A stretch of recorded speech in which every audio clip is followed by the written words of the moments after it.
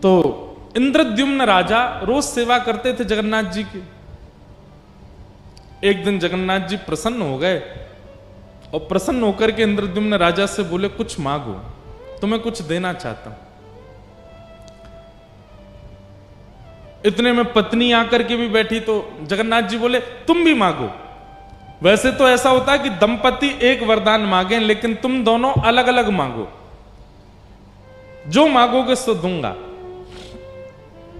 इंद्रद्युम्न राजा ने नेत्र बंद करके क्या मांगा, ऐसा आश्चर्यजनक मांगा जगन्नाथ जी से। वो कहता है कि हे नाथ, ऐसी कृपा करना, मेरा वंश वर्धन ना हो, मेरा वंश बस मुझ तक ही रहे, मेरे बाद कोई हो ना। जगन्नाथ भगवान बोले, इंद्रद्युम्न राजा, ये कैसा वरदान मांग रहे हो? सब लोग अपना वंश आगे बढ़ाना चाहते, तुम कहते वंश ही ना बढ़े।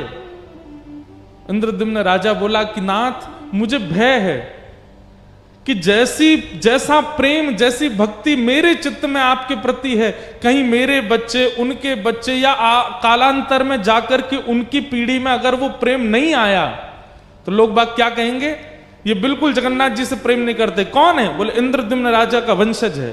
तो मुझे बहुत पीड़ा होगी। मेरा जैसा प्रेमी मेरे वंश में होगा इसकी मुझे गारंटी नहीं है, इसलिए मेरा वंश बढ़े ना, यहीं रुक जाए, मुझ पे ही अंत हो जाए, ऐसी कृपा करो। जगन्नाथ जी बोले, वाह भैया, तुम्हारे प्रेम की हम बलिहारी, कैसा वरदान मांग रहे हो। ठीक है, तथास्तु। मन ही मन मांगा था, बोला था नहीं। बगल में पत्नी बैठी थी। जगन्नाथ जी ने कहा, तुम मांगो, क्या चाहिए? पत्नी ने वरदान मांगा कि मेरी जैसी भक्ति करने वाला, सेवा करने वाला आपका सेवक और हमारा एक पुत्र जन्म ले। जगन्नाथ जी सोच में पड़ गए, अब क्या करें। पति कह रहा है कि वंश आगे ना बढ़े, पत्नी कह रही है एक बालक हो जाए। इंद्रद्युम्न राजा अपनी पत्नी पर नाराज हो गया, तुम महाप्रभु जगन्नाथ जी से संतान कैसे मांग सकती हो? तुम संसार की वस्तु मांग कैसे सकती हो महाप्रभु जी से? अरे तुमको जो रुचिकर लगा तुमने मांगा, मुझे जो रुचिकर लगा मैंने मांगा। एक संतान तो चाहिए। मां को तो तभी सुख मिलता है, ब्याह के बाद उसको इच्छा होती है कि मेरे गोद में मेरा बालक हो। महाप्रभु जगन्नाथ जी बोले, तुम लोग झगड़ो मत, मेरी टेंशन दूर करो। दो अलग अलग चीजें मांग रहे हो, तुम कहते हो संतान ना हो, ये कहती है एक संतान हो, कैसे होगा पूरा? इंद्रद्युम्न राजा बोला, आपको मेरी बात माननी पड़ेगी। गुंडीचा बोली, नहीं नहीं, मेरी बात माननी पड़ेगी, भात दाल तो मैं ही बना के लाती हूं आपके लिए। महाप्रभु जी बोले, अच्छा रुक जा रुक जा रुक जा, हम तुम दोनों की इच्छा पूरी करते हैं। बोले क्या? इंद्रद्युम्न ने मांगा कि उसके संतान ना हो, नहीं होगी। और गुंडीचा आप कहती हैं कि आपको एक पुत्र हो, तो आज से लेकर के जब तक इस पृथ्वी पर सूर्य चंद्र का प्रकाश है, मैं ही आपका पुत्र हूं। और मां, आपके मन में आ रहा होगा कि मैं तो परमात्मा हूं और मैं तो जगन्नाथ बन के बैठा हूं दुनिया को दर्शन देने के लिए, और भगवान जब दर्शन में ही व्यस्त हैं तो मां को समय कब देंगे? आप चिंता मत करो, बस ये समझिएगा, मैं दूंगा थोड़ा ही समय, लेकिन दूंगा।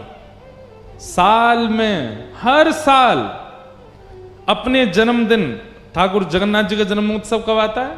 स्नान पूर्णिमा। स्नान पूर्णिमा के 15 दिन बाद रथ पर बैठ करके मैं स्वयं आऊंगा गुंडीचा आपके स्थान पर, और वहीं आपके हाथ के दाल भात खाऊंगा, आपके हाथ का रसगुल्ला पाऊंगा। आप जैसे एक बालक की तरह प्रेम एक बालक को मां करती, वैसे मुझे प्रेम करना, और 10 दिन जितना मुझसे होगा मैं आपके पास रुकूंगा। वहां मैं परमात्मा नहीं हूं, पर ब्रह्म नहीं हूं, वहां मैं आपका लाला हूं। आप मुझे लाला की तरह प्रेम करना, और फिर जब आपका मन पूरा हो जाए, मेरे से प्रेम हो जाए, दोबारा रथ में बैठ के फिर यहां आ जाऊंगा। अपनी मैया से मिलने जाते हैं ठाकुर जी रथ में बैठ करके, और मुझे श्लोक याद नहीं, जगन्नाथ जी का जिस मंदिर में जगन्नाथ जी विराजते हैं उसमें दर्शन करने का फल तो है ही, लेकिन गुंडीचा में जहां ठाकुर जी रथ यात्रा के बाद जाते हैं, वहां यदि दर्शन कर लिया, उस जो जगन्नाथ जी में श्री मंदिर में जहां जगन्नाथ जी विराजते हैं उसको कहते हैं ब्रह्मवेदी, और जहां ठाकुर जी गुंडीचा में विराजते हैं उसको कहते हैं जन्मवेदी। ठाकुर जी का जन्म उधर ही हुआ, श्री जगन्नाथ जी का। ठाकुर जी का उधर दर्शन करना, उसका कितना कोटि गुना फल होता है उसका वर्णन नहीं किया जा सकता। यहां ठाकुर जी को परमात्मा मान करके देखना होता है, और गुंडीचा जब ठाकुर जी जाते हैं वहां ठाकुर जी को लाला मान करके देखना होता है। ऐसे महाप्रभु श्री जगन्नाथ जी।